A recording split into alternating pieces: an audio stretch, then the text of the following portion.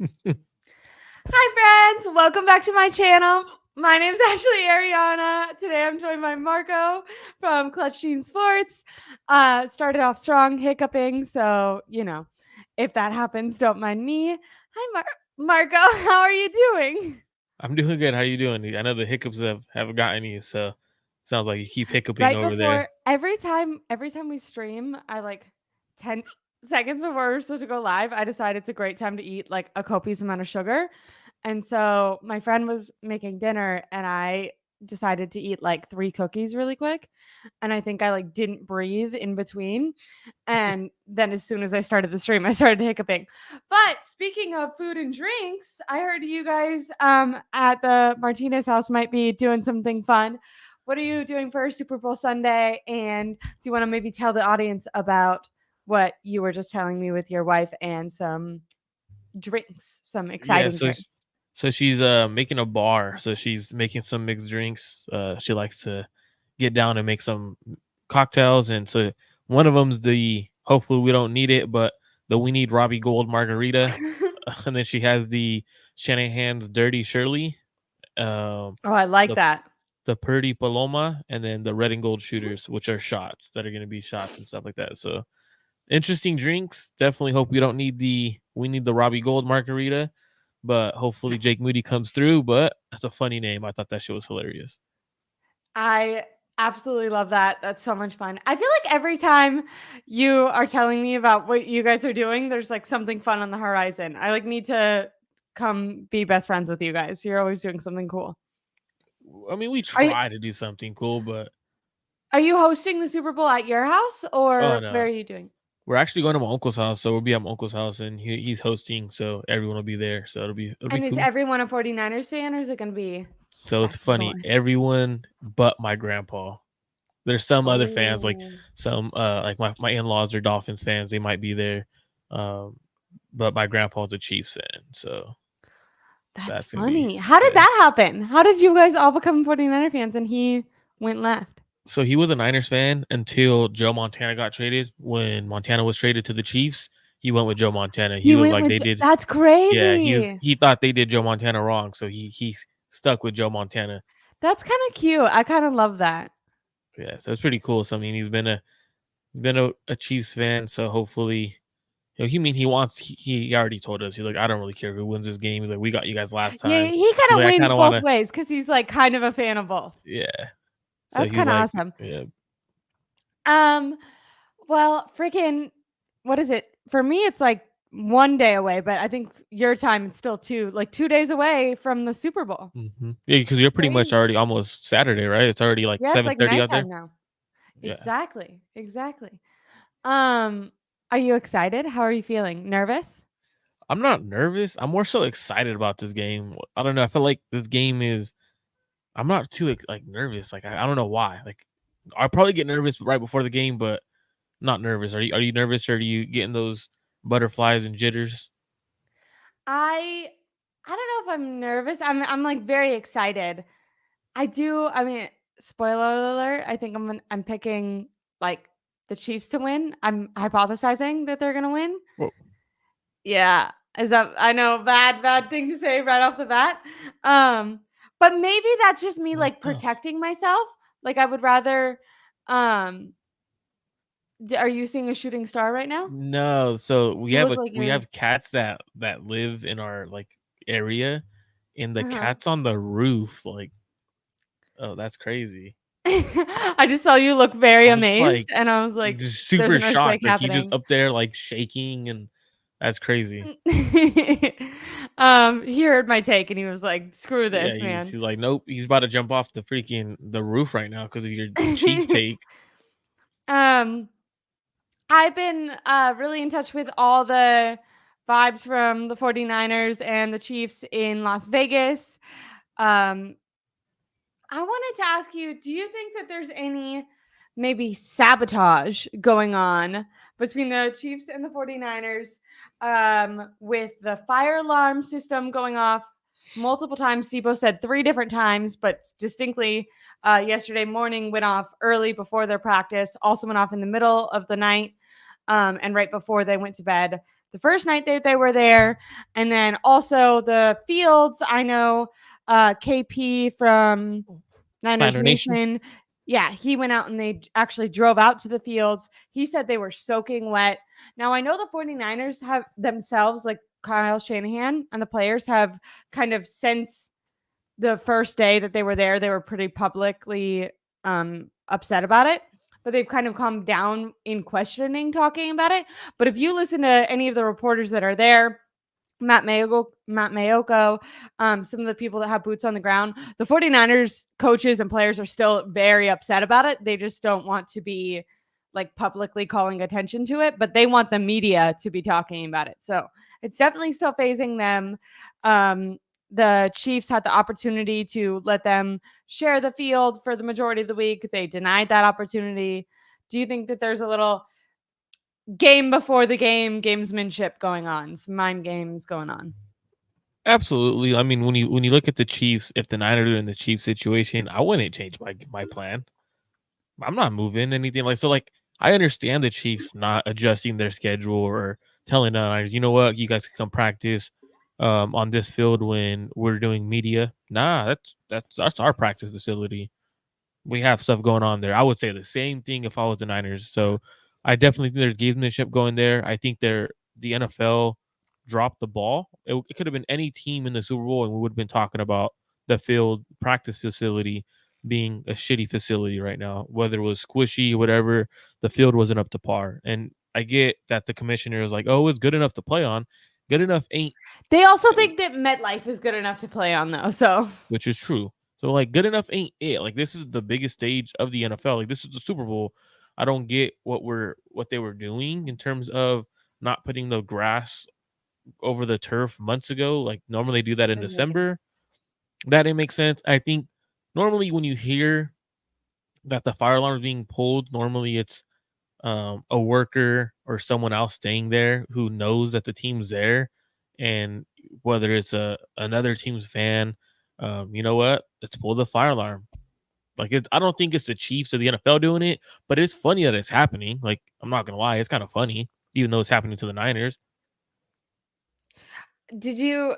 I liked Nick Bosa talking about it because he definitely was like, I think it was intentional, but I want to make it clear I'm not. He, I think he like anticipated people being like, oh, they're trying to make excuses. So he's like, I'm not making excuses. I'm just answering the question.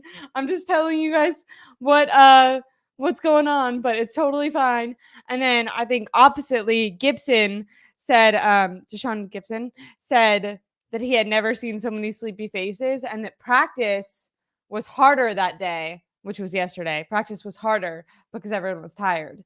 But most of the people have been doing a good job at downplaying how bad it was.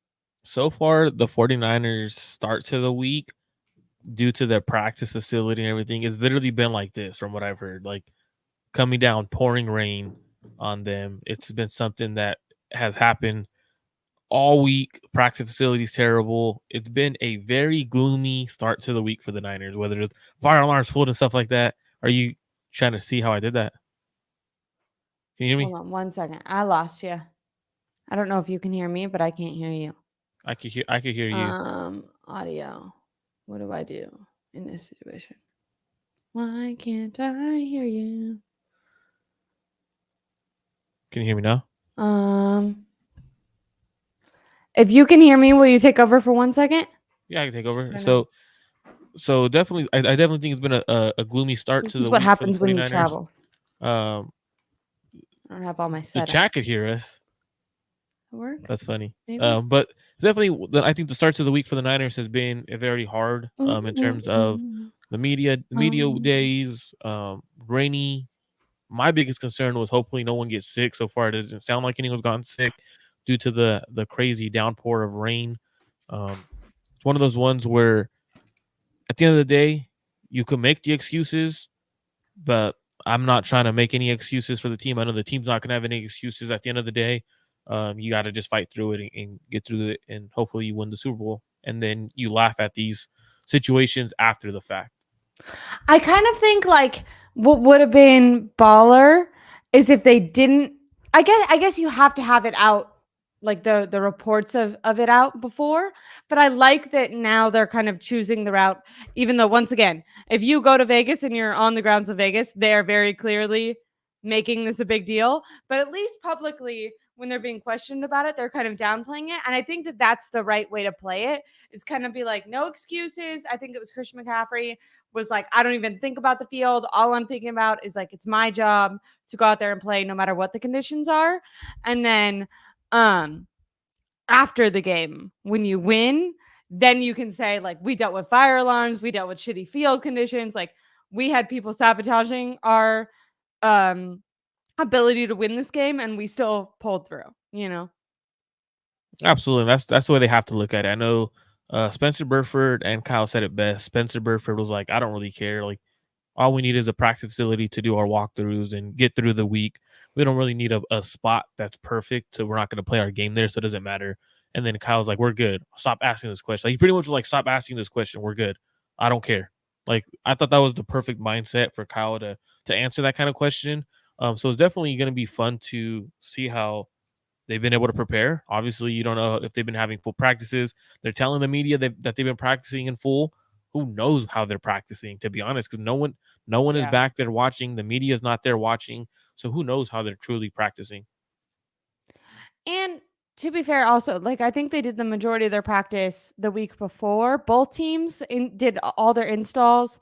Kyle Shanahan has often said that a lot of the practice during this time is walkthroughs. I think it's Wednesday is their one like full go practice. And I do know, I think it was Fred Warner said that they had like a full go practice this week. So I do think that they kept that integrity, which was really good. But I'm glad that they adjusted. I know at first they were considering like flying home and like doing the media interviews on Monday and then flying home. And I'm glad that they didn't do that because I think kind of getting comfortable somewhere and getting set up is important.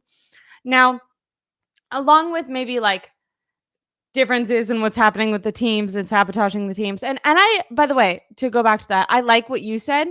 I don't blame the Chiefs or Andy Reid for not adjusting and like letting the Mhm. 49ers play at the Raiders facility. My initial instinct was because I went to Vegas for preseason over the summer and their practice fields, they had like 3 of them. So I didn't really understand. I was like, there's more than enough space for them to practice there. But if you're right, like if it was the opposite and it was the 49ers home team, and this, like a lot of people say, oh, the NFL wants the Chiefs to win. This is all like set up way before they know who's playing in the Super Bowl. Um, but it wouldn't bug me if the 49ers, like if the 49ers were the home team and they were like, we're not going to adjust our practice schedule. Mhm. Unlike the NFL, who for some reason didn't think ahead to plant the grass and do all that. These people have had their schedules, their media availability, all that planned out for the, weeks now. They think of this stuff way ahead of time, like when they're going to eat, when they're going to sleep, when they have to go ask questions, because this is an abnormal week for them. Like they're getting hours and hours of media every single day that they wouldn't normally get on a normal week. So they have like a tight routine to prepare. So I don't blame them. But on that, like speaking of maybe the media side of it, something that I've found interesting from all the press conferences and players talking in Vegas is I have kind of picked up on maybe a difference between the two teams and the Oh yeah. storylines and the mindset where I don't know how to explain this exactly, but the Chiefs it feels like, oh yeah, this is just like where we are every year. Like Patrick Mahomes talked about his Super Bowl routine. Like, oh, I'm here so much, I literally have a Super Bowl routine. He Crazy. didn't say, oh, I'm here too much, but like by saying that, you're like, what? Um, Seems really calm, casual. I think a lot of people say, oh, you need to treat it like any other week. It really feels like the Chiefs are treating it just like any other week. Like this is not a big deal for them. Where the storylines around the 49ers is like, will Kyle Shanahan finally overcome his, big game disasters and really win it all? Will Brock Purdy, this pumpkin that's become a superstar, actually prove he's more than, a game manager? Cam Newton is walking up and down friggin' Las Vegas Boulevard every single day screaming about Brock Purdy. Um, so I think that there's maybe like added pressure to the 49ers. And I don't know necessarily if the team feels it, but just media wise, in the way that you hear people talk about this, I feel like most of the talk is kind of on the 49ers, where, and kind of, can they overcome this? Can Brock Purdy live up to this? Like, can Kyle Shanahan kind of like, lucky to be here, Cinderella story doubts. I have some quotes. I don't know if I should get into them now, but Chris It's a Jones said perfect that time the to get 40 into them. yeah, Perfect timing. Chris Jones said the 49ers are the best team he's ever seen. He's going to have to pray to beat this team. Willie Snead said, or not Willie Snead, sorry, Snead said the 49ers had a Cinderella story road to get here. They're incredible. Patrick Mahomes said that Brock Purdy, if you watch the film, isn't a game manager. He's better than people realize. Andy Reid in his press conference also went off with a ton of praise for both Mahomes, or for Mahomes, but for Brock Purdy and Kyle Shanahan. Like, really just seems like, and if you watch Chris Jones, like, it didn't seem authentic. Like, I His don't, was super fake. It was yeah, super it fake didn't love. seem authentic. It didn't, like, some fans were in the comments like, oh, he really respects them. Like, to me, it sounded like kind of like Pessimistic, if ha. you ask me. Like it Yeah, yeah, sounded like yeah. he was steering the pot and he was the one like, you know what? I know what I'm doing because it's gonna give them bulletin board, whatever people want to say. The way he was doing it was like, well, and then what made me laugh is when the 2019 question came up, right? They're like, well, is it better than your 2019 Chiefs offense? And he was like, well, yeah. Like, I don't like super like soft spoken, like I'm just gonna have to pray before I go to bed when I see Trent Williams. And I'm just like, wait, hold up. I'm not falling for your stupid tricks. Definitely Neither are the messing with the Niners. 49ers, right? Like, building them Yeah. up, but in this like really sarcastic way. So like it literally tells you Chris Jones is telling us what he feels about the 49ers offense, or at least Brock Purdy, in my opinion. Not necessarily the offense, but Brock Purdy, right? Because you remember the comments after the Super Bowl when Jimmy Garoppolo missed and Chris Jones was like, we literally wanted Jimmy Garoppolo to beat us. Like that was our entire game plan. Yeah, yeah, It yeah. kind of really sounds like the Tarvarius game Ward backed plan. that up on Eric Armstead's podcast. Tarvarius Ward also reiterated that this year when So like Armstead asked him like what their mindset was. It was to make Jimmy beat them when because you they look at knew it, that like they would win if that had to happen. it sounds like that's what they're trying to do again. To be honest with you, actually, like because Chris Jones is saying that, and then they're giving Brock Purdy ultimate love, which he deserves, right? And then, but for me, it's more like fake love. The Jerry Sneed, his comments were to me were like, what?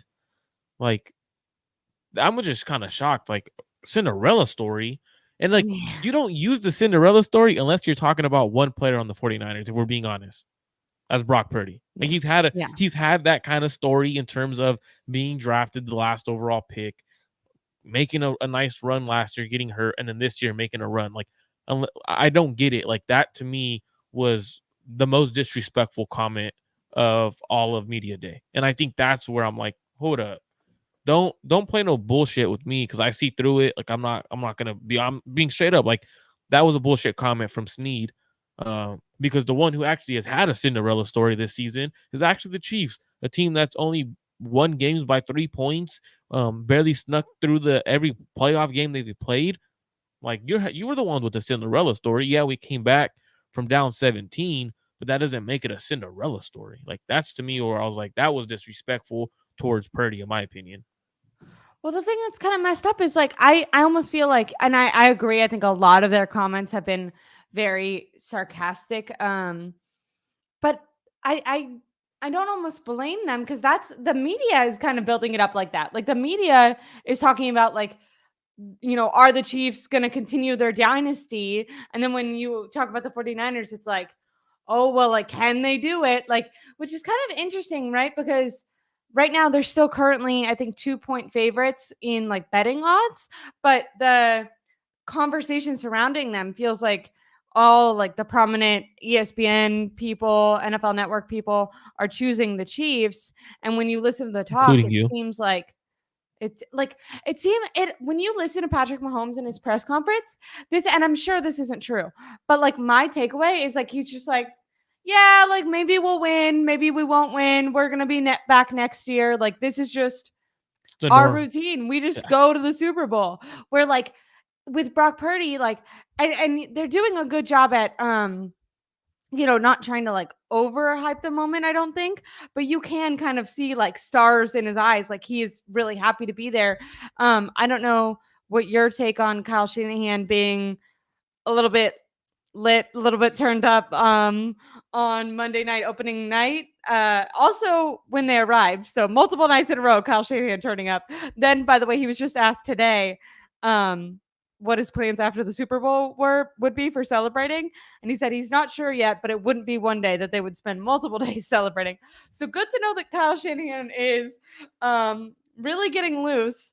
But I don't know. Is it fair to say getting loose in a confident way, or are they getting loose?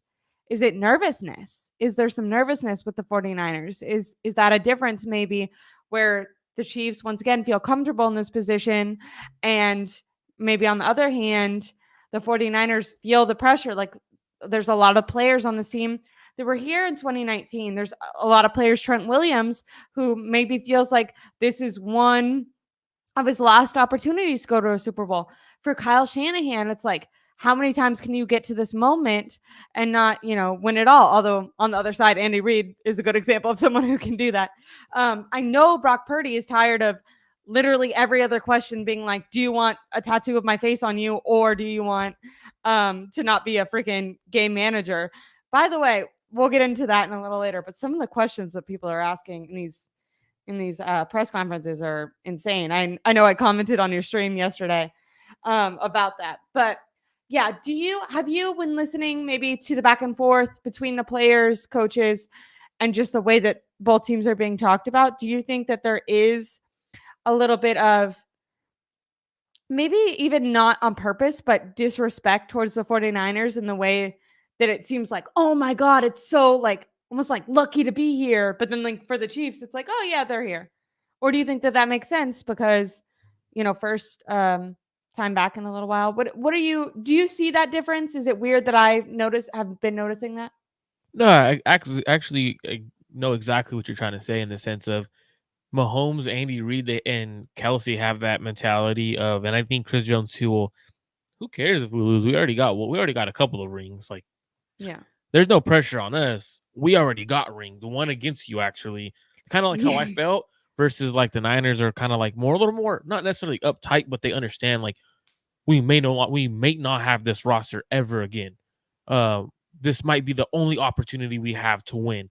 If we don't win this one, we're not gonna have like. And I don't necessarily say like it's they not being confident, but I think they understand what's at stake, and I think they That makes also sense. understand that Patrick Mahomes will most likely get to the Super Bowl again within the next few years. Like when you're one of the greatest quarterbacks ever play, you're gonna give yourself opportunity after opportunity after opportunity to be in the Super Bowl. Now, Niners may be in the Super Bowl year after year with Brock Purdy. We don't know. We don't know Yeah, what the it's still yearly to be routine is gonna determined. be. Yeah, like we really don't know how it's gonna yearly be. But the Chiefs understand that they have Mahomes and they're gonna be there again. So I feel like Andy Reid, Mahomes, and like their core has really had this like sense of, you know what? I really don't care if we win or lose. We beat you guys already. We have other rings. What do we have to lose? And I kind of respect that mentality they have because it's true. Like they're playing with nothing to lose versus the Niners. You got Kyle with the monkey on his back, right? Can he win the big game? You got Brock Purdy. People talk every single moment they can. Is he a game changer or a game manager? Is he elite? Yeah. If he wins a Super Bowl, can he win a Super Bowl? That's the first Yeah. question everyone's going to ask. So there's a lot of pressure on Kyle, Brock, Yeah, Trent. like Like, immediately if they were to lose, first of all, it's like Kyle Shanahan loses another Super Bowl. Like, can he ever get over the hump? And then you're right, like directly after that, if not at the same time as that, it's okay, is this kid legit?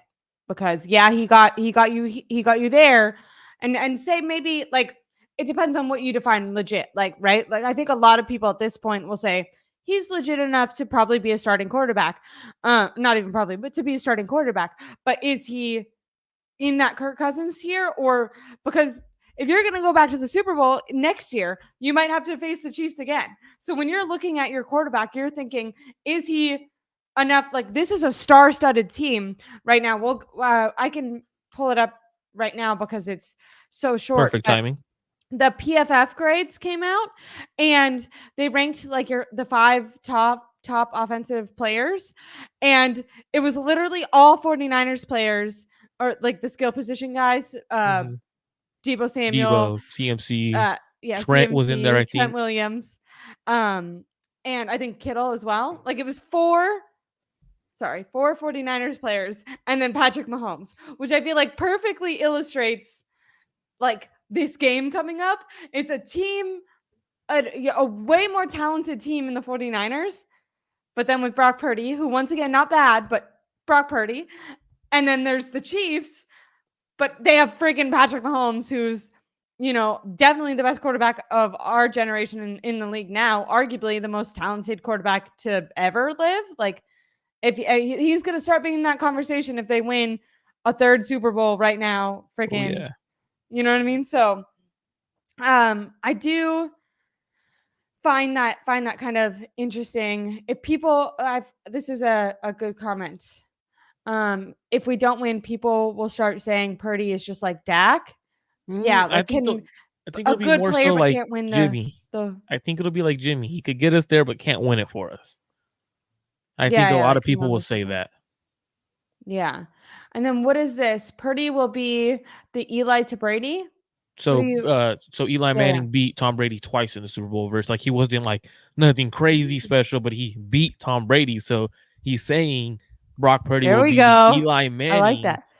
to the Tom Brady. So it'll be the Purdy to the Mahomes. I like that. I mean, I that'd be like cool that. to I like see. that. I like that comparison. That's a good one. And I'm not usually like, I kind of hate when people are like, "Oh, he's the next Tom Brady." I'm like, "They're the next them. Calm down." These people Um, actually saying he's the next Eli Manning, not Brady. yeah, yeah, yeah. That Purdy No, is. but I was saying, like, normally I'm like, "Oh, I don't love those comparisons," but that was a really good one. I actually really like that. Um, Especially because that means that we'd win. Um, but yeah, so I found it interesting to see to see those things laid out like that. Did you have any, really quickly before we move past this, like, any thoughts? Is I think from a fan perspective, I've seen mostly online 49ers fans be like, "Oh, like, what's up? Like, our coach is awesome."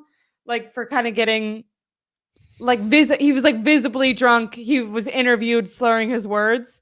Um, it's a professional event. Is it weird that I kind of think that that could be criticized as like nervousness? Like, I'm kind of like, why are you like, can you, like, John Lynch came out.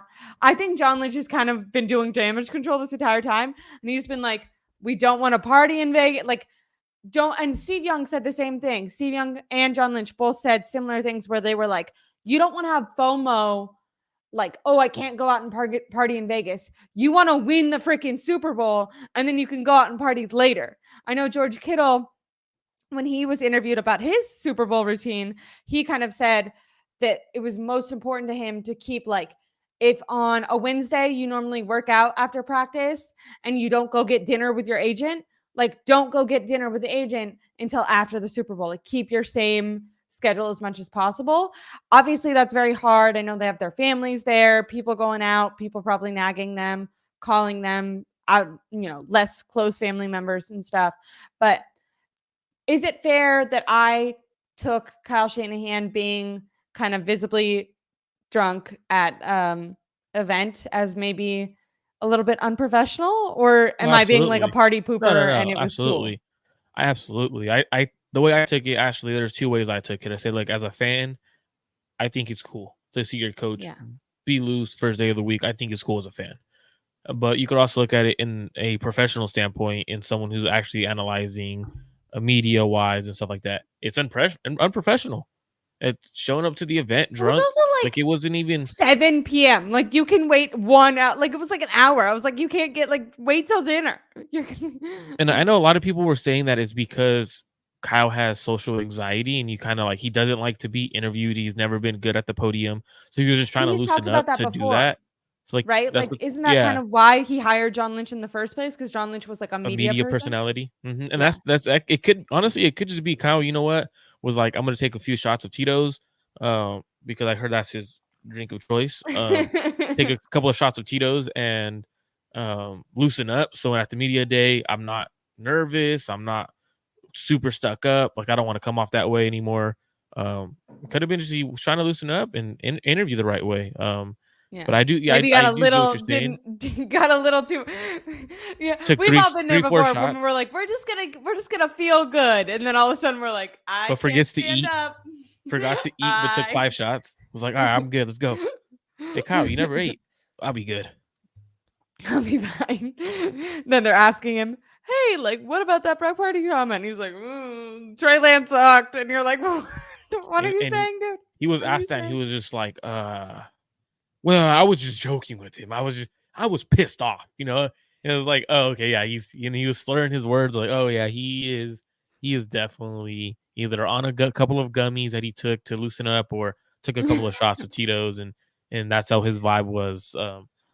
But it's definitely interesting because Kyle has to be the leader of the team, and if the team sees Kyle partying, does the team decide, you know what, if Kyle could go party or if Kyle could drink, why can't I? Kind of thing. But I'm not too nitpicky on that. It was Monday, so it wasn't like they had practice any of the days or anything like that. So nothing too concerning. Nice. And really quick before we go on, I thought I would address this comment because I think they're complimenting your background. Rick Diaz says, hey, my friend, I like your banner that you have right behind you on the top. Nice. Of This the one. 49ers. He likes that he can see as much as possible. Yeah. Look at you. That's kind of decked out. I like So that. my wife, so she was like, "Hey, it's Super Bowl week. Your backdrop needs to be nice." So she put up some I of the like it. posters I like that she stuff like was that. I like that she was thinking about that. Yeah, My she my friend decorated has for me. been that there you go. I love that. I love that. I can't believe the 49ers in the Super Bowl. It's awesome. See, I'm doing the same thing I'm criticizing the media people from doing. Everyone with the Chiefs, like Chief fans aren't even in Vegas right now. Like there's way more 49er fans. Part of that I think is just location. Definitely closer to California, but also I feel like Chief fans are like, they're going to be in the win some, you lose some. It's just the Super Bowl, where 49er fans are taking over Las Vegas all throughout the streets.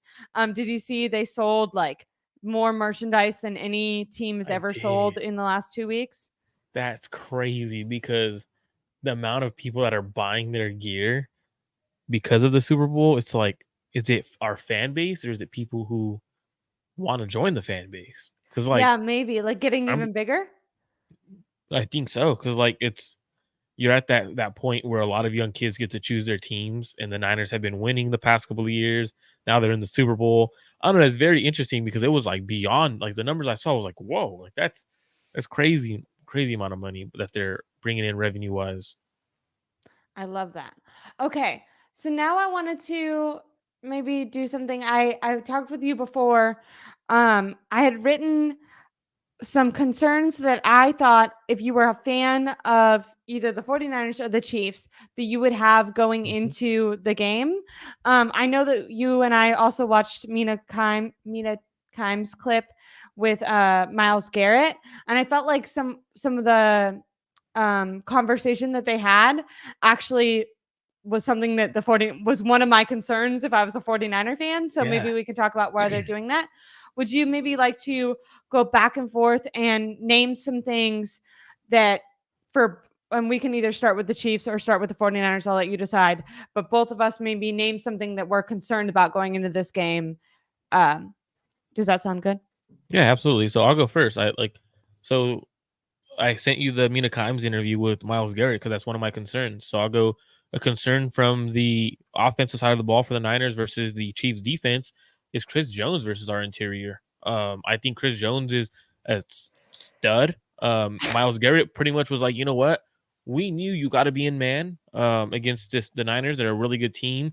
We understood that they have a ton of weapons, but we also had a game plan of let's get pressure from the interior, and we're gonna make Brock have to move from the pocket because he's best when it's on time and stuff like that. So they felt like the interior was the main goal to bring pressure. That's where Chris Jones lives. Chris Jones, if he's not doubled, even when he is doubled, most of the time he is winning.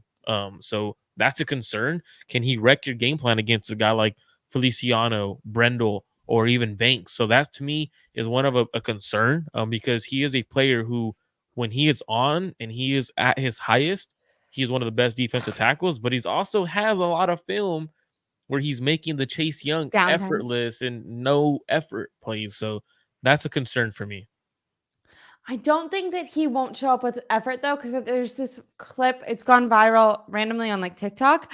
I don't know how I started getting like football TikToks, but where he's reflecting on the Bucks Super Bowl, and he talks about how he felt like he didn't give 100%, and he feels like they lost because of like, you know how players really put it on themselves. So he was like really self-criticizing his effort, and he was like, I'm never gonna like have that feeling in a Super Bowl again. So you're right. I do think that's a concern for 49ers fans, because you can't count on him not giving 110%. What do you think what do you think Steve Wilkes will do to try to like negate some of that? Or will it be not Steve Wilkes, sorry. What do you think Kyle Shanahan is going to do to try to negate some of that pressure? Do you think it's going to be something with like adding Kittle and Juice in there, or just lots of quick game from Brock Purdy? What are you thinking they're going to do to try to help with that O line? I think if it's on, if he's over Feliciano, you'll see him get help from Brendel. So you'll have Brendel helping out a little bit more. I think that's the biggest thing, is attacking him in the run game and just forcing him to be um, a special run defender. He's not a great run stuffer. He's a great pass rusher. But he's solid in the run game. But I would attack him like they do with Aaron Donald. You're gonna keep attacking the crap out of him. Run a lot of play actions at him. Run the ball at him. A I lot like of that. a Running lot the of. ball. They did the same thing with Parsons, right? Run Mhm. right at him.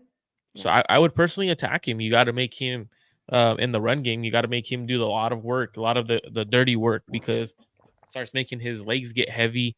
And I think that's where the 49ers should attack. So I think that's what Kyle should do, because you're not really going to chip anyone on the outside with CMC, Debo, or anything like that, because one, they don't have any great edge rushers. So you're kind of more focusing inside. You could also have CMC or whoever's in the backfield be that guy who's literally find Chris Jones, and that's who you're helping out on, kind of thing, whether there's blitz and stuff like that. You're going to have pressure coming. So I think it's maybe you're using CMC as a quick dump off guy Yeah. for Purdy, but I think you definitely have to attack him in the run game. Definitely think Christian McCaffrey is going to have a huge game. Interestingly enough, I think the run game is going to be so important for the 49ers. And I do think that I'm of the belief that I think Kyle Shanahan has learned from previous Super Bowls. And I do think, say the 49ers are in a scenario where they get up by 10 points in the fourth quarter. I really believe that Kyle Shanahan will stick with the run. Do you have confidence in that? If he does not stick with the run, I'm going to be very concerned, because when you look at the Kansas City Chiefs, right? So their defense is such a good defense. They've only given up more than 24 points, 24 or more points 3 times. They've given up 24 twice, and then 27 once. And in those And games, isn't every time they haven't given up that they've won, right? Something crazy like that. yeah. So every time they have not given up that many points, they've won. So that means their defense is really good, but the times they have given up 24 points, there's 3 games. Teams have ran the ball for 104 times for 464 yards, and that's a 4.46 yards per carry. None of those running backs are Christian McCaffrey. None of those running backs are Christian McCaffrey. I'm definitely rolling with Christian McCaffrey averaging 4.4 or more. Alberto, I see you in the comments, my man. Shout out to you. The Christmas tree is still up. I promise. The There we Christmas tree go. is still up. There we go. I just moved locations. Christmas tree is up. I know you're superstitious. You're superstitious that you were talking about. It's up, brother. Don't think I took that down. I remember some of the fans in the comments were like, "That tree has to stay up now. Since you were winning, it has to stay up." Hey, I Love that. kept it up. Wife kept it I up. love So that. superstitions rolling. I love that. Okay, going on, I'm going to name a concern for the 49ers then as well, just to stay on that theme. And I'm going to switch it over to the Chiefs offense, and that is that Travis Kelce beats zone. Travis Kelce is really good against zone defense, and the 49ers mostly play zone defense. I think slowing him down is going to be super vital. I feel like I don't know if you want to put Ward on him, if you want to double team him, and Put Ward yeah. on him. Put Ward on him and just have him follow him around. Yeah. That is my Because like you theory. want to make, I know that they've kind of stepped up since being in the playoffs, but in my opinion, you want to try to make the other wide receivers beat you. You don't want to just let Travis Kelce and Patrick Mahomes do their own thing. And I know that slowing down Kelce, that's everyone's goal is to take him away. But I think that needs to be the number one focus. And that's definitely something I'm a little bit concerned about from this 49ers defense that has struggled. Well, I think the number one focus should be Kelce in the pass game, but I think the number one focus should be stopping the run because the Niners defense also isn't good against the run. So it's like the way that we look at it is who could stop the run is probably going to be the one that has more success on defense. Now, think about so I know you had this in the text message you sent with like a list of things you want to talk about. What players on the Chiefs offense outside of Kelce scares you in the pass game? The rookie? In the pass game, it's hard. Yeah, in the pass game, Rasheed it's hard, right? Rice? Because Like that's like the only one that's like, oh my God, like he might be able to cook us, like might be able to do something. But outside of that, you had a great point on that and yeah, the thing you had sent me in the terms of Kelce is the only one outside of Rasheed Rice who I'm like, you know what? We have to take him away. If you have Charvarius Ward shadow Kelce, you could do other things on the field. I definitely think Kelsey's the main guy, but I definitely think the Niners should go all.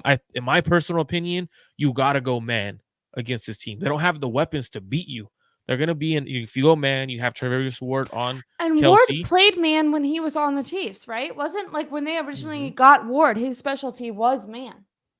I think, and But he plays man here. And I've seen Steve Wilkes let him shadow a few times. yeah, Even last week he shadowed a few times against he's had a lot Amon-Ra of St. success Brown. with Metcalf in man, right?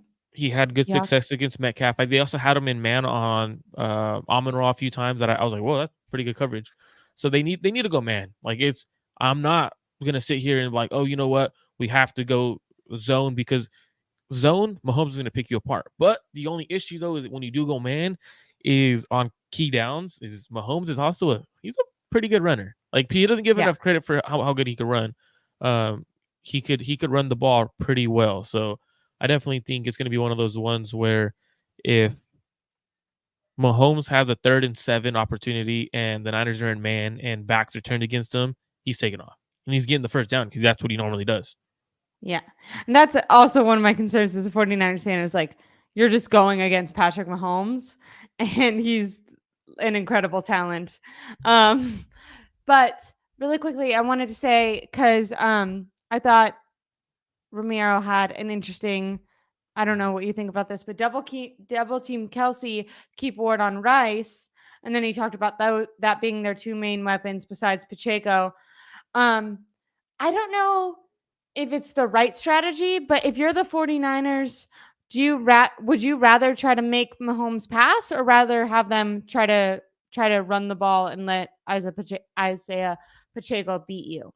The 49ers are bad against the run and he's been really good, but still if I feel like I'd rather have the Chiefs running the ball than passing. I I don't just think know. it's What do you funny how think? Alberto in the comments spelled out Patrick, like just Patrick. Like I just think that just when I think of Patrick, I think of SpongeBob. Like the fact that his name's Patrick, SpongeBob SquarePants. like Patrick Mahomes. Like I usually call him Pat Mahomes, but it's funny. But great question right there. That's a very hard question to be honest with you because we're talking about Mahomes, right? It's not like we're talking about do we force Jared Goff to beat us or force their run game to beat us. Like it's different when it's Jared Goff, right? Obviously, the obvious answer is force Jared Goff to beat you. But since it's Patrick Mahomes, you kind of gotta look at it in the sense of what are their weapons? Their weapons are not that good. So for me, I definitely think you gotta go with the 49ers allowing Patrick Mahomes to beat them because I don't trust their weapons. I don't even think Mahomes and Andy Reid trust their weapons. Like if you look at the past couple of weeks, it's literally the ball's gone to Rasheed Rice, Travis Kelce, and Isaiah Pacheco. A few times it's gone to Yeah. another receiver, but it's like either a drop, incomplete pass, or that one time I could think of on third down, the key third down where Marquez Valdez-Scantling caught the ball, and literally when he caught it, me and my grandpa looked at each other. He's a Chiefs Everyone fan. was surprised. They were like, "Did he catch it? Drop it? Like what? All right. Oh, he caught it. Like, oh, it's one of those guys. He actually decided to catch the ball today." Weege, I know. See you, Weege. I was just giving you the sense of I know Kyle wants to loosen up, but it was more so in the sense of I had two perspectives. I know so did Ashley. It was more so, hey, you know what? You're the head coach. Be a little more professional. Nothing. Yeah, yeah. I don't care. We don't care if he's drinking up. We're like, but like we just like to get both. Just for this Perspectives. comment, we like to get both perspectives.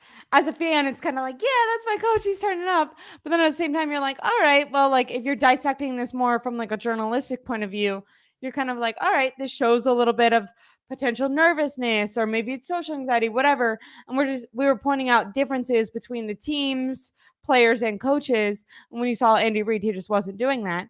And I know maybe you're thinking like, oh, it's not a big deal. But if you showed up to work buzzed, like you'd get in trouble. And this was work for Kyle.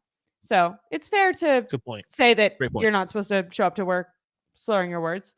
Once again, it was 7 p.m. He could have waited 1 hour. I work from home, so will they know? No, you got it. You got it. You better be drinking that. We got a, what was it? Robbie Gold cocktail margarita. There we go.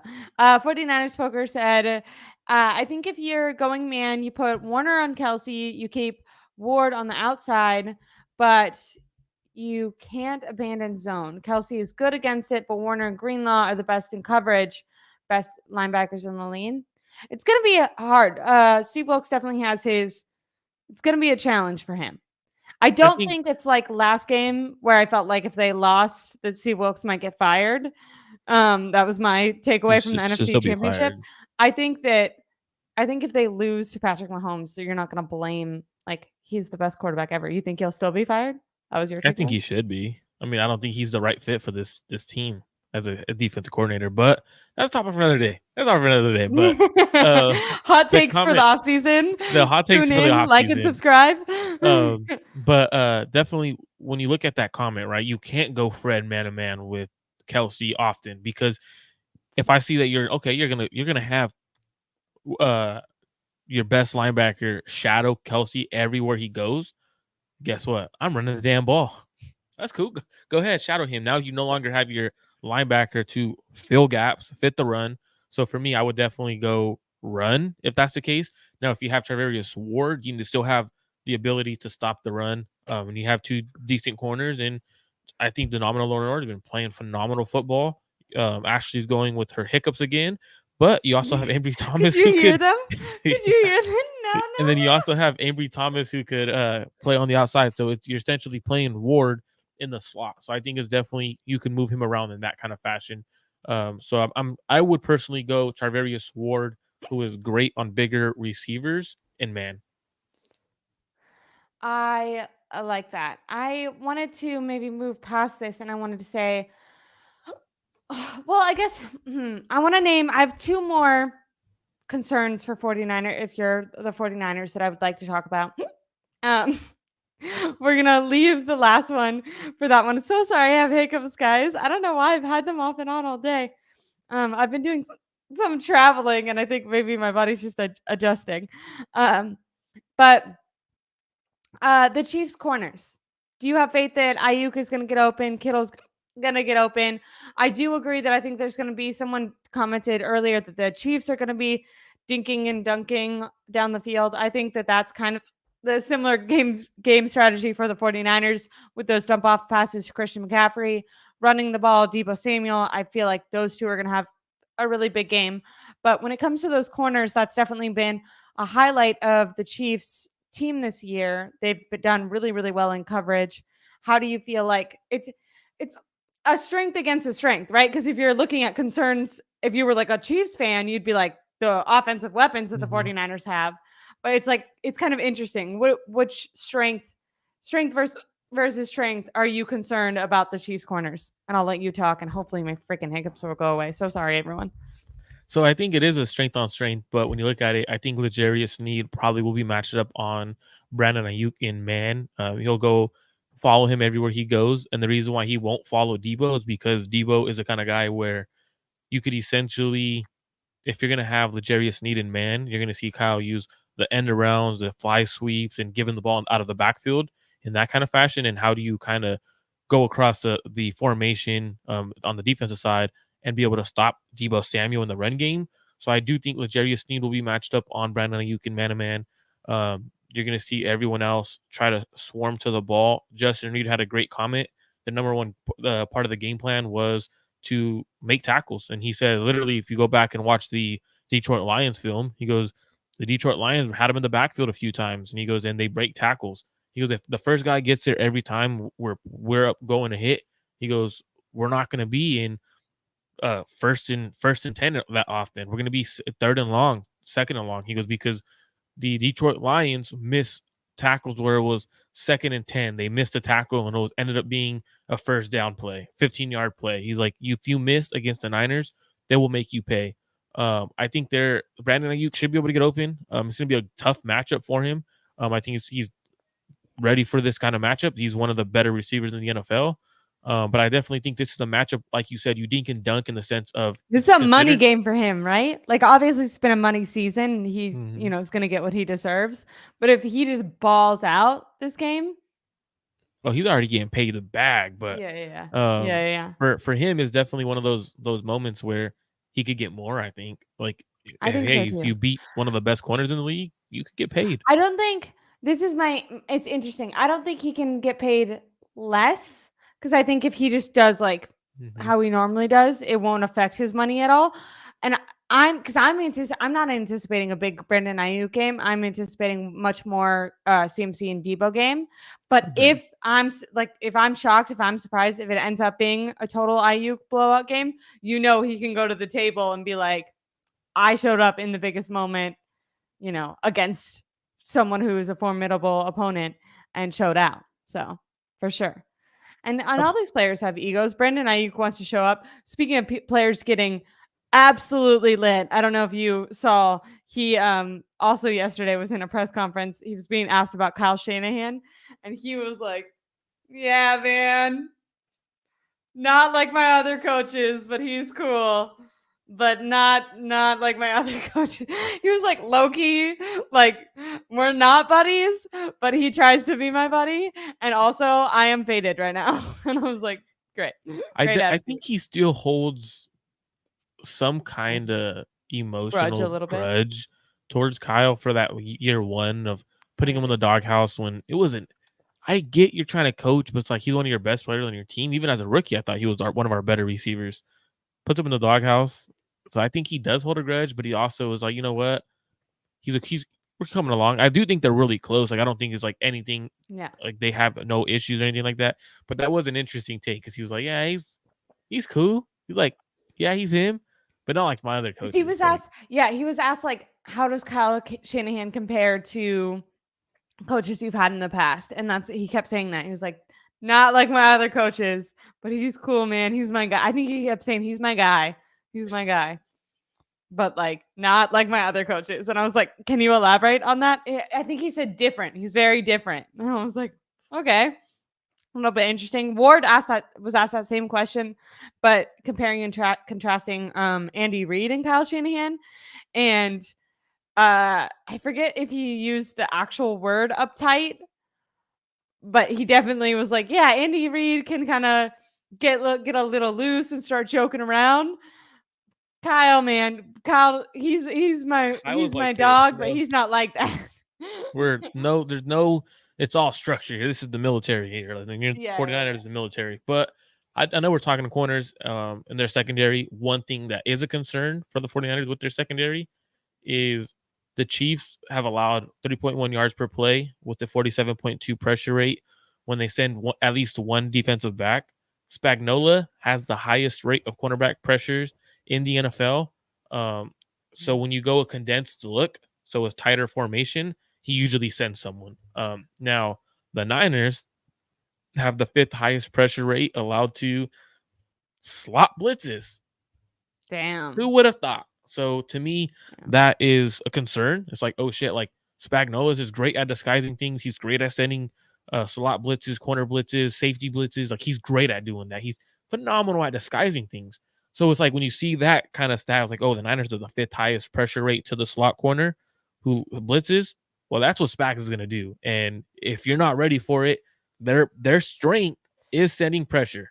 One of your weaknesses is allowing that pressure from where it's coming from. So they need to ID it. They need to pick it up because if he disguises stuff, it's kind of similar. Remember the Ravens game? Corner blitz, hands in the air, balls in the tipped passes and overthrows lead to interceptions. That tipped pass led to an interception. It was a blitz. So it's kind of one of my concerns is like, shit, when they're sending their corner blitzes, safety blitzes, and stuff like that, you got to ID it and know where it's coming from. So that to me could be a concern because Spagnuolo is a hell of a coach scheming that up. Definitely. And he's done really well against Kyle Shanahan in particular.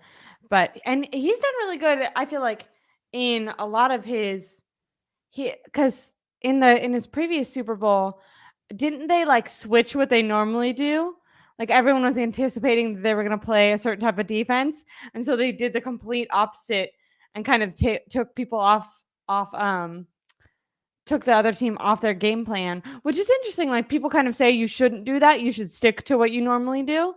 But he can be very creative, and it's definitely going to be a matchup that's going to be interesting. The 49ers offense, like they're kind of structured opposite of what they were the last time, right? Right Mm-hmm. now, the defense is maybe the strength of the Chiefs.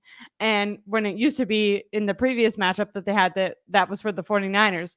And right now, the 49ers have mostly the strength on offense, but then the Chiefs still do have Patrick Mahomes. So it's kind of hard like that. My final concern, I am going to say, especially when we're talking about the Chiefs offense, is the Chiefs offense they've scored a lot of lower scoring games, and they've been able to do that and win those games because they've relied on a lot of field goals, and they've made a lot of field goals. If I am concerned about something as the 49ers, if it's a field goal off, Jake Moody has missed a kick in each of the playoff games. They have lost regular season games because of Jake Moody. I think Jake Moody is a concern for me in the Super Bowl. How do you feel about special teams going into this matchup?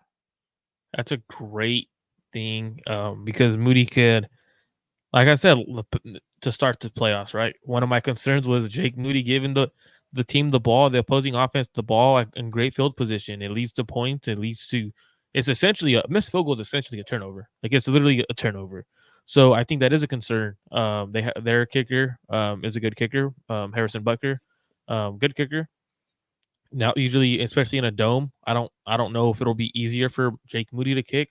You would assume so because Can it's I in pause a you really quick? yeah Kyle Shanahan, doesn't he refer to like if you miss the third down and you have to give the ball back?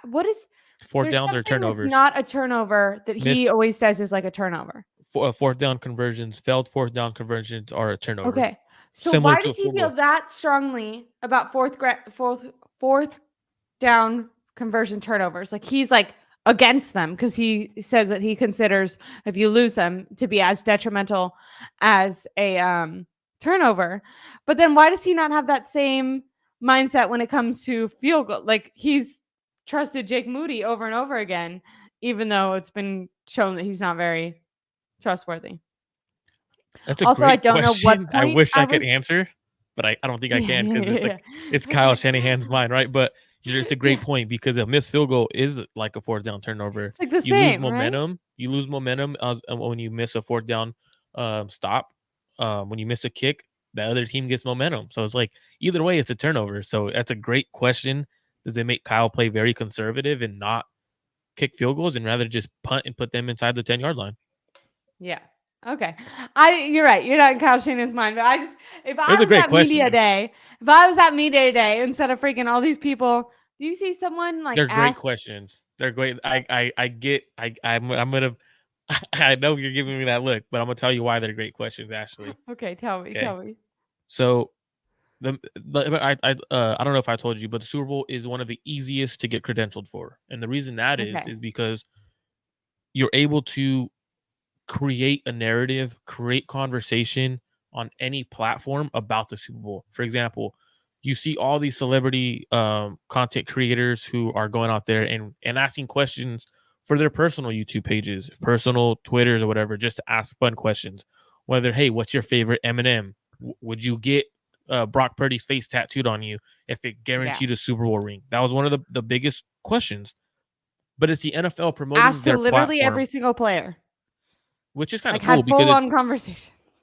because so I think it's cool because it promotes the Super Bowl in ways that some people would never know about. So for example, there's I seen a she's a content creator, but she does makeup, asking questions. Like Okay. that Makes sense. beauty industry. So for example, it's a similar situation to Yeah, the Taylor Taylor Swift. Taylor Swift, Swift. right? Yeah, Right. yeah, yeah. I like that. So it's a very similar situation. Like it's a fans are hearing about the Super Bowl, hearing these questions that normally wouldn't hear these questions. So that's why the It can NFL get does them it. interested. That makes Yeah, sense. absolutely. So and more I will viewership, more say money. I will say I know not Taylor, Tracy Sandler. She's a beat reporter for the 49ers. And this was not a Super Bowl question, but it was just like she does these like little 5-minute questions. I remember when Mosley was on the team, she asked him like some of his hidden talents and he ended up singing a little bit because he did choir growing up and like was always really into music.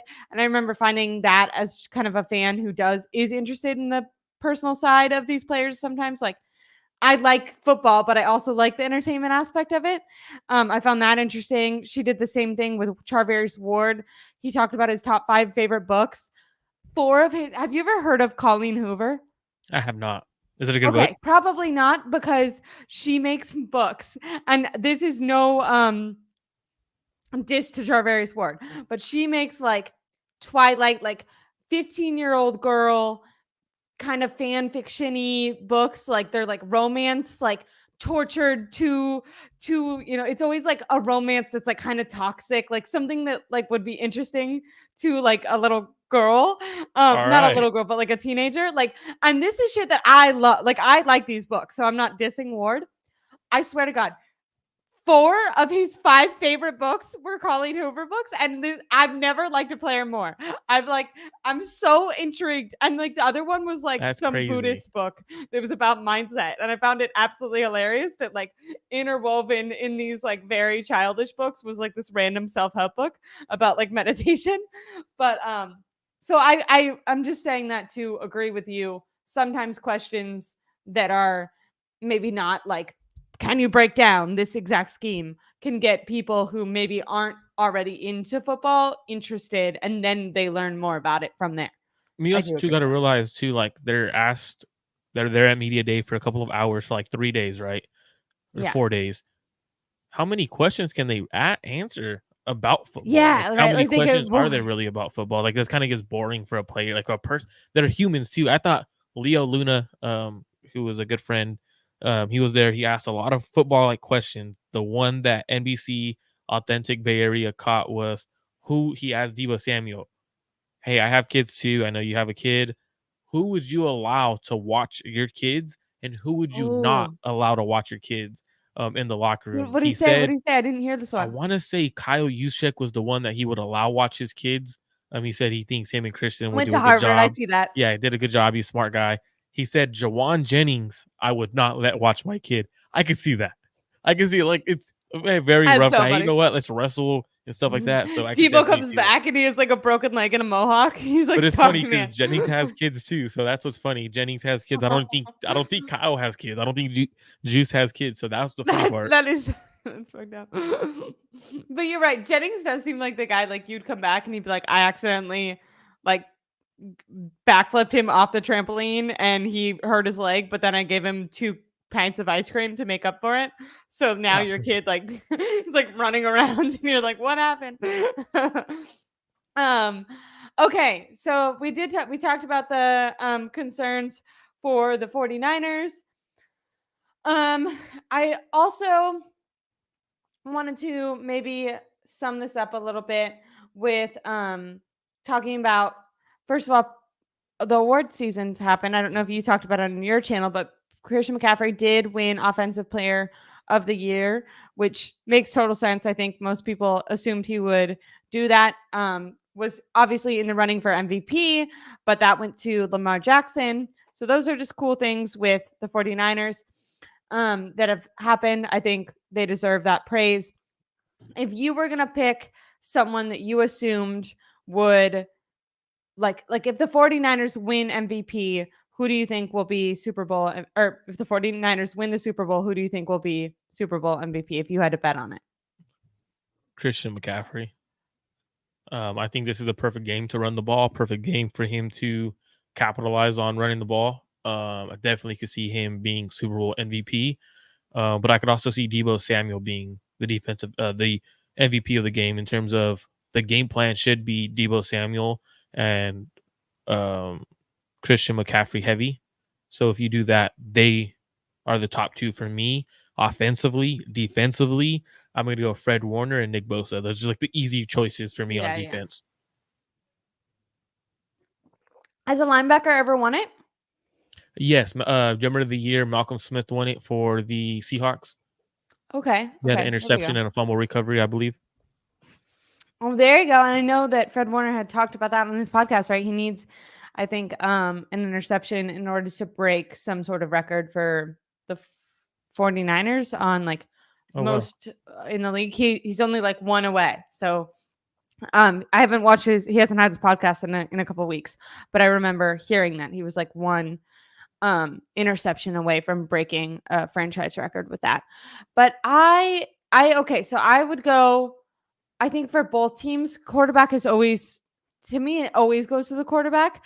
But you're right. If not Brock Purdy, I think both Christian McCaffrey and Deebo Samuel have excellent chances of making it because they're two players that can score multiple times very quickly. I don't even think I don't even think Purdy has a great shot to win it because like if we're going off of like what the Niners should do game plan wise, it should technically be like the and the game plan narrative is should kind of be like manage the game, right? So maybe unless he comes out and just like throws 300 plus start slinging yards, it. 3 touchdowns and like that, then I see him winning. But I don't see the game plan calling for throwing the ball for 300 yards. I see the game plan being Christian McCaffrey gets 150 total purpose all purpose yards, whether that's 150 rushing yards or whatever. I see Christian McCaffrey having 2 touchdowns. So like if you have 150 total yards and 2 touchdowns as a running back, how do you not win it? Like that's kind of where I'm looking at it. Like the game plan for me personally, if I was Kyle, would be a heavy Christian McCaffrey and Debo game. So unfortunately, I don't see Brock Purdy winning the MVP, but I don't think Purdy would care. So that's all that matters. That's true. And Al Bunny in the comments says Ayuk. I don't think Ayuk has a, like, I'm not saying he can't, but I see him very lower down the totem pole. Actually, if he does have a Okay. crazy catch, something crazy, Yeah, like some like miraculous, late shocking, game like saving touchdown catch, like a freaking bounce the football off a corner's face and he dives and catches a ladybug while he catches a touchdown, the ladybug situation, then he's MVP. Like that's how I see it. I love that. I love that. I think it's going to be imperative. We want to talk about Nick Bosa. If he can start sacking freaking Patrick Mahomes. I know I read a stat that they've scored a touchdown, or yeah, I think it's a touchdown on 8 of their last consecutive games on their first drive. So they've scored right away. Kind of similar to the 49ers with getting ahead in the fourth quarter. I mean, getting ahead in the first quarter and then kind of riding out the game. Interesting that both teams have that same sort of strategy. Before we go, do you have like a score prediction?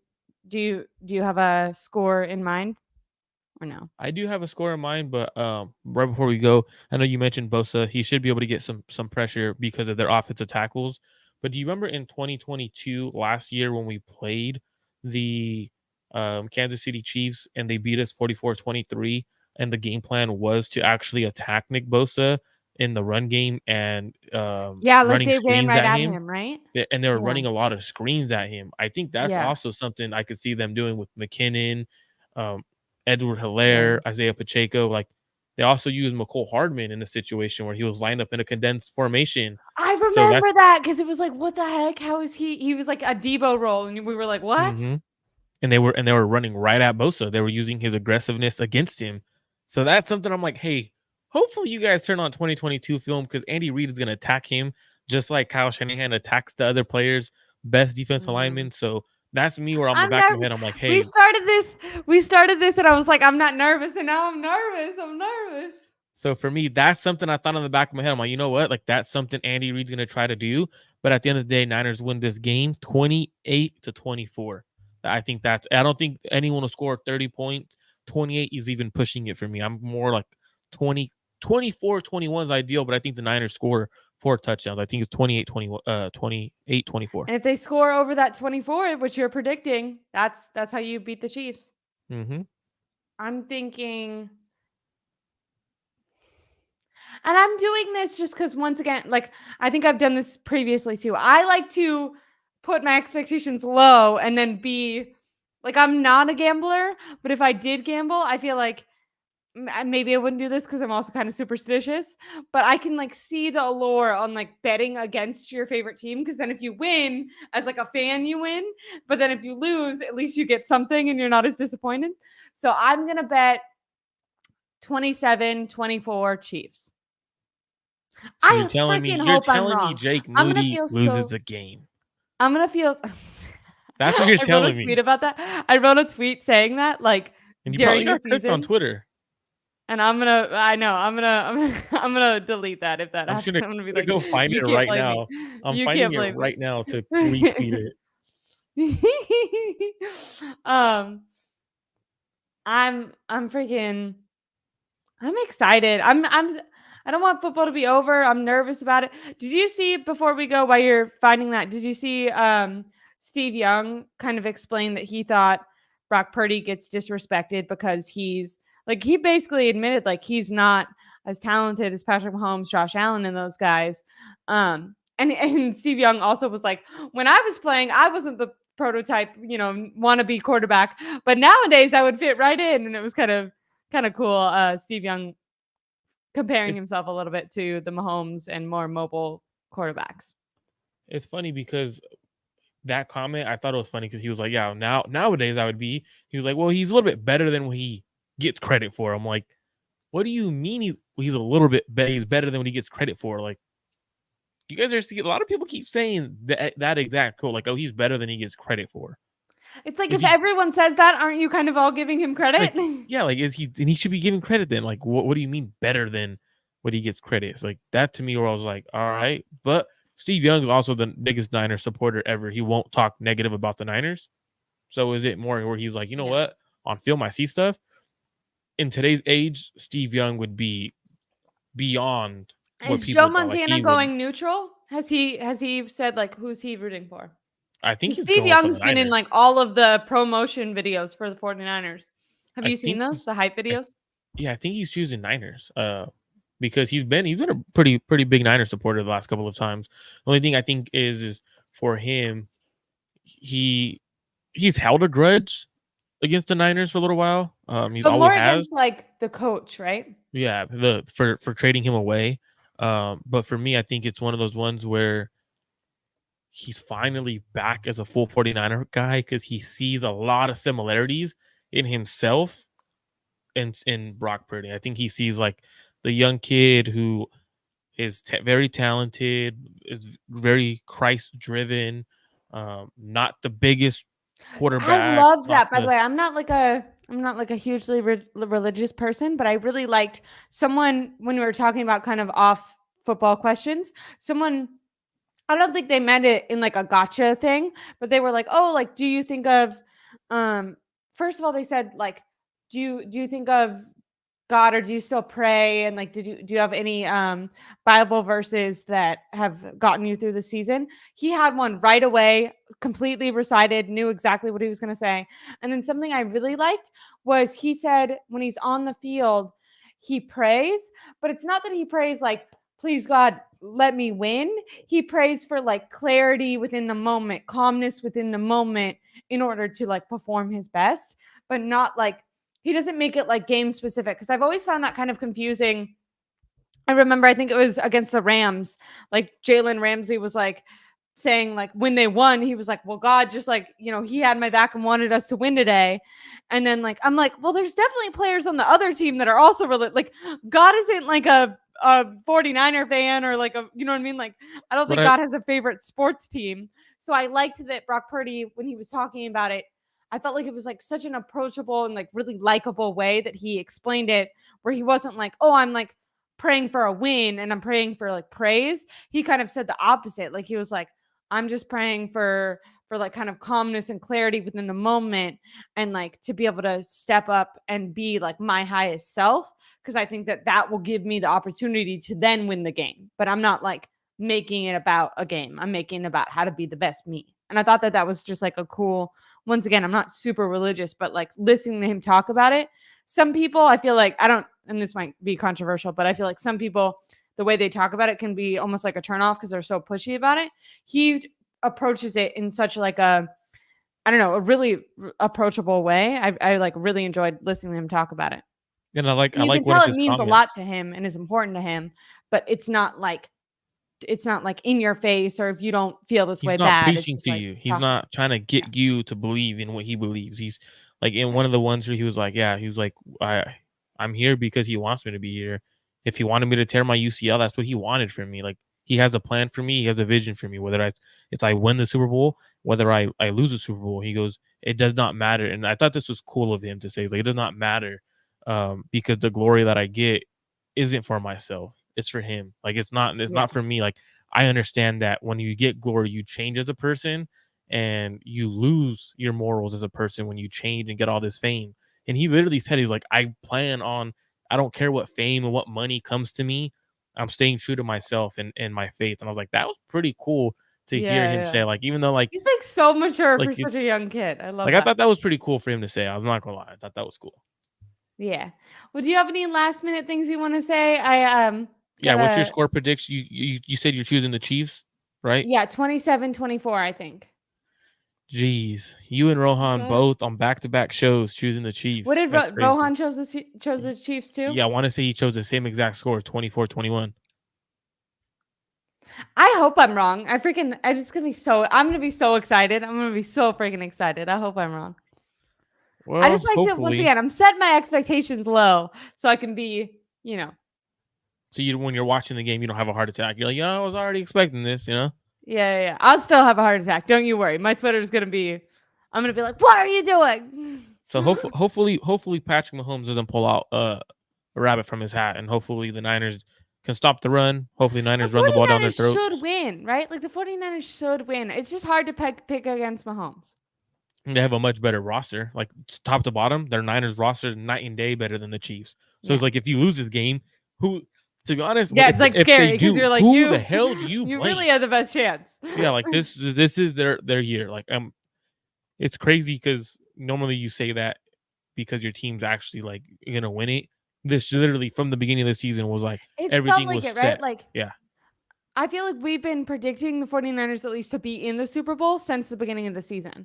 So you are very right. It's like it's incredible that they're here, and it does feel, I mean, that catch off a helmet, you kind of do think that there's some sort of fate or something going on and the 49ers should win. So, I wouldn't be surprised. question for you. Yeah. 1990. Okay, these are Super Bowl Is tickets. this going to be trivia? Okay, yeah, trivia. I wasn't born 1990. yet. Okay. You in 1990? Yeah, I wasn't born in 1990. Oh yeah, you were. Okay, yeah, you're right. I'm you wrong. I looked at me like I'm crazy. I'm like, no, I wasn't. I so don't know. how much was the Super Bowl ticket in 1990? Oh, that's a good one. I have no idea. They're like a bajillion dollars now. I saw someone on Twitter be like, "Oh my god, I almost got a discount for like $6,000," and I was like, "What the fuck?" Yeah, that's it's, fucking wild. it's like half of a year of rent. Okay, we got Al Somebody said Bundy. We got $75. $75. That's a good guess. Good No, I guess. think like five. I think like 200, 500. No, You're no, close. You're actually 200 is close. It's actually 200. 125, and it states all taxes included. That's crazy. The other one here from the Niners' first Super Bowl. Yeah. It says that the Niners was the year of 1982. and it was $40. That's so crazy. Well, next year, me and you are going to be there asking interesting questions for the media, right? Not getting Someone in, told but I'll me, be there. someone freaking told me, yeah, not at the game, but unless we get credentialed. But someone told me the other day, they were like, if you have a podcast and a name and a face, you can get credentialed. So I was Yeah, like, for this I'm to Super going. Media Week, absolutely. That's what I'm saying. It's Yeah. one of the easier ones to get credentialed for. Yeah. But my wife, I already told my wife, I was like, Super Bowl next year, let's go. It's actually in New Orleans, so that'll be a fun one. Oh, It's heck actually in New yeah. Orleans, so I was like, I always think well, of this is like not at all what you're supposed to think of when it comes to Mardi New Gras. Orleans. But when I was like really young, I think in middle school or something, did you ever listen to Tech Nine? I did. And he has that song like Flash, like it's Mardi Gras. So whenever I think of New Orleans, I think of Tech Nine. That's So my hilarious. bad. But no, we definitely gotta go. Thank you guys so much, everyone. We really appreciate it. We'll be back on. Please like and subscribe to Clutch Stream Sports and Marco. Please like and Subscribe. subscribe to my YouTube channel. Hopefully, I'll learn how to talk within the next day. I might have a video coming out tomorrow. I was a little bit sick and traveling, so I didn't do as much as I'd normally like to this week. So I might have something small out tomorrow, and then I think I had a really good time doing the call in the other day after the game. So I think I'm going to do something similar to that, give my reactions, have some people on, and then have whoever call in and talk to the commentators and stuff like that because I had a really good time doing that. So please like and subscribe here, like and subscribe to Marco. And we're going to be bringing you tons of off-season coverage. I know Marco's probably already on his draft stuff. So make Ben sure on that. to like and subscribe. Yeah. Have a good one, guys. Have a really good freaking night. Be safe. 49ers. My dad said he's going to be texting me every 5 minutes during the game. I thought he was going to tell me about the ticket prices because he's older and he would know that stuff. And he'd be like, "How do you not know that?" He's The always question for he's him. yeah. Do it. 1980. Oh, let's go. You know, we'll mix it up. We'll go a couple years farther. He just heard the 1982 one. What year is that? 1989. 1989, Leroy. Daddy, guess how much ticket prices were in 1989? I don't think he'll hear this for a little while because I think he's like 5 minutes behind. And that's But in I'll have Miami, him. so. There we go. Daddy, think of your prediction for that and make sure to write it in my comment section and then go over to Marco's page because I think you're probably watching from mine and write it in Marco's and like and subscribe there too. Love you so much. Not you guys. I mean, like you guys, but Faithful love you, too. Daddy. And sorry, I was having a little moment with my dad there, but I'm really appreciate all you guys. We're gonna have tons more streams, Marco and I, every single week, and we're gonna be talking to you soon. Hopefully after a freaking 49ers Super Bowl victory. Bye, guys. Have a really great weekend. Peace. Freaking can't believe it's here. Bye.